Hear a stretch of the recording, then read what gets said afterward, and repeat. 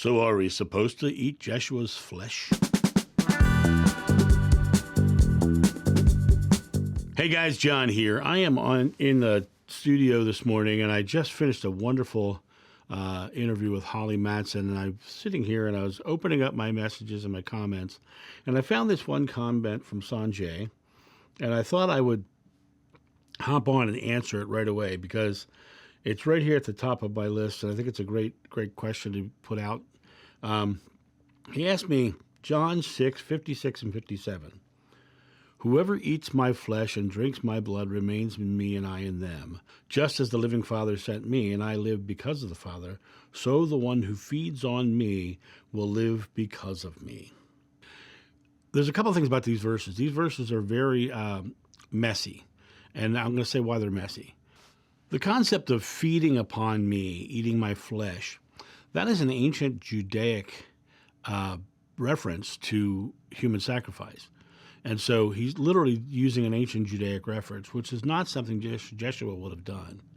However, there is a deeper meaning in all of this, that if you look at it from the perspective of using it as metaphor, what you find very quickly is, look at who I am. Look at what I've embodied. Look at what I've created. You have this same ability, and whoever drinks my flesh and eats my blood, in other words, people who do what I do, who come to the same realization I have, will remain in me and I in them because we're one with God, because that's what I've discovered, my personal divinity. And when he says, just as the living Father sent me and I live because of the Father, the sent part is the messy part in that comment, because it's that oneness with God, and we come down into the flesh to understand and experience our world and our separation, right? But it's not you were sent. It was a choice of your own to come, but you are coming from the oneness of God. You are coming from that source of all, and coming down into the physical. That veil shields your view of your divinity. It literally strips your divinity away, so that you find your way back to divinity, so that you can experience your divinity. And what he's talking about here, he says, look at this. I'm showing you a pathway. I'm showing you an example of your abilities, what you're able to do. Jeshua discovered his divinity. Jeshua found his oneness with God. And Jeshua spent his life trying to teach people about the oneness of God and coming back to their own divinity. Greater works that I have done, you will do, right? So when you look at this, he's literally saying, look, I'm an example. I'm an example of what you can do.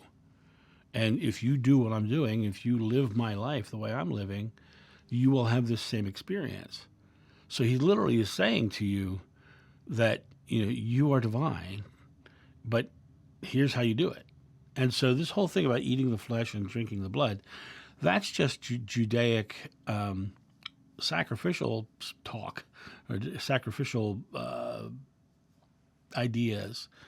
But as you see many times in the Bible, Jeshua goes against Judaic law and goes against Judaic practices. And even in Deuteronomy, which is that one quote that I referenced a while back with during virtue, the first thing it says is, stop sacrificing, right? So they're still holding on to this sacrificial idea, and that in itself is something from 2,000 years ago. It's like they didn't understand that God didn't want humans to be sacrificed to him or her. So it was a very unknowing way of trying to appease a judgmental or harmful God. And that's not something that Jeshua taught ever. And the interesting thing is what he's saying here is, if you do what I do, whoever does what I'm doing, whoever eats my flesh and drinks my blood, becomes like me, remains in me and I in them. We become one because we're in the oneness of God together. Just as the living Father sent me and I live because of the Father, because I am one with the God, I am one with the Father, so the one who feeds on me, so the same person who uses what I'm teaching and comes to the same awareness is going to be one with God and with me, because we're all one, and you'll have that awareness of that oneness. So when I look at these verses, that's what I see. I see a messy little thing about an external God sending and Judaic sacrificial ceremony, but underneath of it, I see an underlying message of oneness with God and stepping into your own divinity. So that's my answer to you, Sanjay. I hope that answers your question, and I will talk to you guys on the next one. See ya. Bye.